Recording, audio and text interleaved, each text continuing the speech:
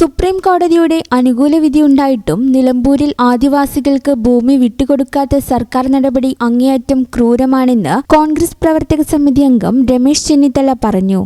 വളരെ തെറ്റായ നടപടിയാണ്.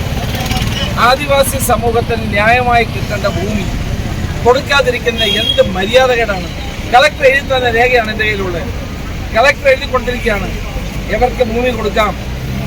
26/7/2000 ഓർഡർ പ്രകാരം ഈ ഭൂമി അവർക്ക് നൽകാം എന്ന് എഴുതി കൊടുത്തിരിക്കുക കളക്ടർ. 4/11/24 എത്രയായി?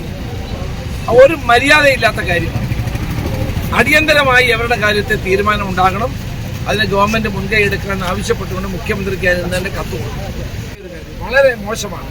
ബിന്ദുവിന്റെ നേതൃത്വത്തിൽ ഇത്ര ദിവസമായി ഈ സമരം നടത്തി. 324 ദിവസം ITDP ഓഫീസിൽ, ഇവിടെ ഇപ്പോൾ 24 ദിവസം. ഈ പാവങ്ങൾ ചോദിക്കാനും പറയാനും ആരും ഇല്ലാത്തതുകൊണ്ടല്ലേ ഇവിടെ ഈ സമരം നടക്കുന്നത്. ഇവരുടെ ഈ കാര്യത്തിൽ കളക്ടർ കൊടുത്ത് ഉറപ്പ് പാലിക്കാത്തത്. അതുകൊണ്ട് ഇതിനകത്ത് ഒരു രാഷ്ട്രീയവും ഈ പാവങ്ങൾ നടത്തുന്ന ഈ സമരത്തോട് ഗവൺമെന്റ് അനുഭാവപൂർവ്വമായി പരിഗണിച്ച് ഭൂമി കൊടുക്കണമെന്നാണ് ഞങ്ങളുടെ ആവശ്യം.